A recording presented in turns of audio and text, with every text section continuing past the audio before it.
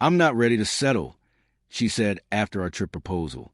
"I booked it solo and met the love of my life there." Her Stalker-Level comments on my Honeymoon Pics say it all. I'm Ryan, 32, living in Asheville, North Carolina. I run a small woodworking workshop out of my garage-turned studio, and I've always loved the smell of sawdust in the morning, the quiet hum of a planer, the satisfaction of turning rough timber into something that feels alive. Clara, my ex, thrived on curated Instagram perfection, expensive weekend getaways, and a kind of ambition that left little room for anyone else. When I suggested a 10-day artisan road trip through the Appalachians, visiting workshops, historic mills, and crafting studios, she laughed. "I'm not ready to settle, Ryan," she said one humid July afternoon, leaning against my car, latte in hand, eyes flicking to horizon like she was bored already. "This rustic nonsense isn't exciting. I need more than small-town charm." I remember the sunlight catching the gold highlights in her hair, the tilt of her head, the faint smirk. I didn't argue. I just smiled, waved goodbye, and went home. That night, pacing my apartment and nursing cold coffee, I booked the trip alone. 10 days, Appalachian backroads, hands-on woodworking workshops, cabins tucked in pine forests, and a quiet hope for adventure, and maybe clarity. The morning I arrived, the smell of cedar, wet earth, and pine sap hit me like a wave. My cabin overlooked a creek that gurgled softly, as if whispering, "You're home now." The first workshop was a historic mill restoration project. That's where I met Ellie. She was sketching a custom furniture design on the floor, auburn hair tangled from humidity, knees dusted with sawdust. Her green eyes caught sunlight in a way that made me forget to breathe. "Trying this yourself?" she asked, tilting her head at the timber I had awkwardly dragged over. We spent the first morning elbow deep in timber, talking dovetail joints with stains and the stories behind antique mills. She had a calm, electric energy buzzing quietly as she guided me. That evening, back in my cabin, I checked my phone. Clara's first message had arrived. "Are you really doing this alone? How sad." I didn't respond. The next morning, "Don't make this a big deal. You're overreacting." I laughed, showing Ellie. "Some people just can't let go," I said. She smirked. "You're lucky. Most guys would cave." Days 3 through 5 were pure magic. We drove winding roads to old cooperages, barns surviving generations, tiny general stores where the owner knew everyone by name. I learned to shape barrels, restore antique chairs, and carve delicate moldings. Ellie and I would share progress, laughing when my pieces wobbled, teasing each other when we got competitive. It felt alive. Clara became a distant shadow. Her messages arrived sporadically, increasingly aggressive. "Posting pics without me? Classy. You're showing off again, aren't you?" One day, I scrolled Instagram and saw multiple accounts commenting under my workshop photos. "You've replaced me already." Pathetic. Ellie saw them. "Wow. That's intense," she said. I laughed, though my stomach twisted. "She's obsessed," I said. "Sad, really?" Ellie shook her head, but didn't press. It felt like a private understanding. The chaos of my past was irrelevant here. The trip became a series of mini adventures. One afternoon, the rental car broke down halfway to a mill in the middle of nowhere. Heat, sweat, frustration. Ellie laughed, eyes sparkling. "Well, this is one for Chronicles." We hitchhiked with a local mechanic, sharing stories, finally arriving hours later, tired but exhilarated. That night, cheap beer in a roadside diner.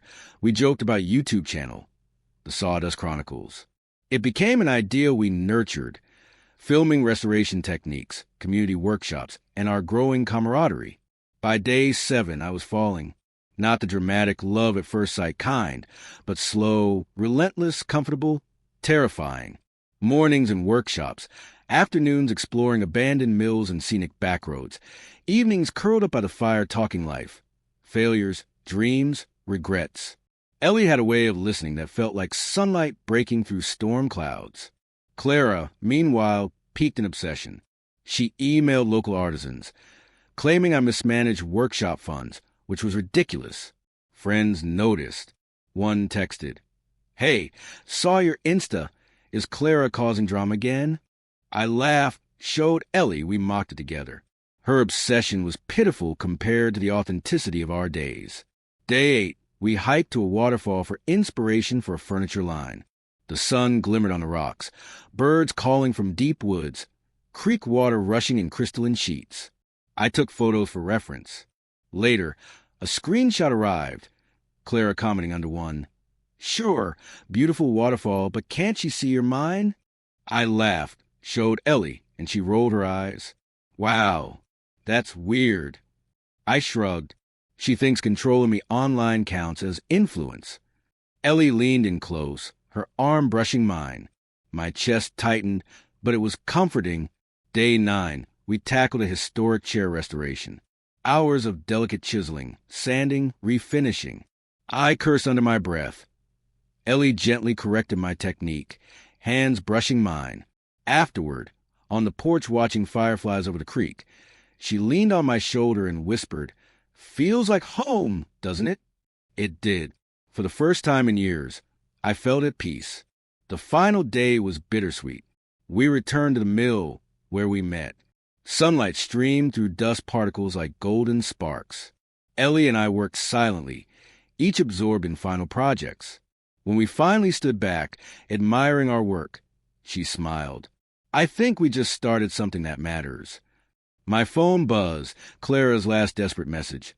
"You'll regret this. You'll see." I didn't respond. I couldn't. Back home, life expanded. Our small workshop grew. Ellie's dissertation was published. The Sawdust Chronicles launched, documenting restoration projects, sustainable woodworking, and workshops. We found rhythm. Mornings crafting, afternoons teaching, evenings curled up with old movies or sketching designs for clients. Clara lingered online, leaving incoherent comments under old posts. Irrelevant.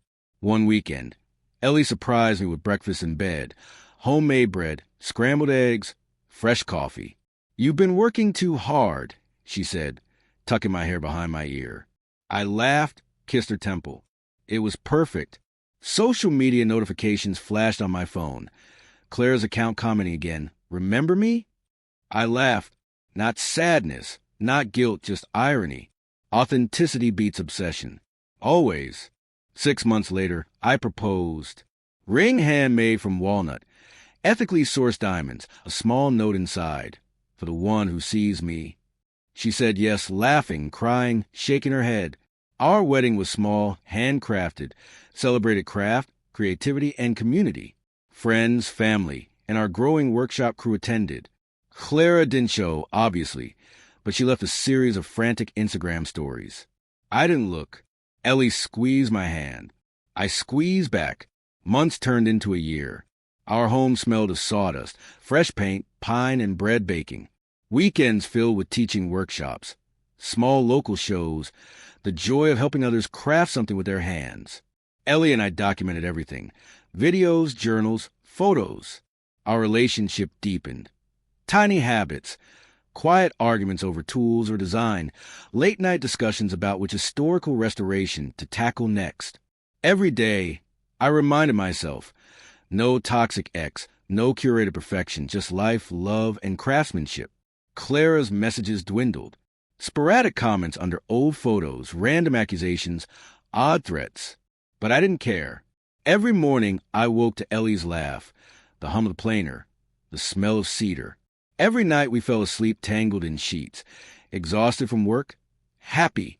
And when I occasionally glanced at social media, there it was, the last comment she ever left. "You'll regret this." I smiled. Nope, not even close. Now, looking back, I realize how little control we have over other people's obsession, how fragile ego can become online.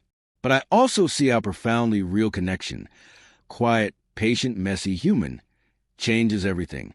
Ellie and I built a life from timber, from sunrises in forests, from laughter in dusty barns, from firefly-lit nights. We built a home in the chaos, and it was perfect. Clara's comments? Background noise. Forgotten drama. A reminder that love, authenticity, and patience always outweigh toxicity, jealousy, and digital pettiness. And the funny thing? Months later, we returned to the same mill where it all began. Ellie traced the dust patterns with her finger. I traced her hand. Home, she said. Always, I replied. The creek gurgled softly, sawdust motes floating like tiny stars.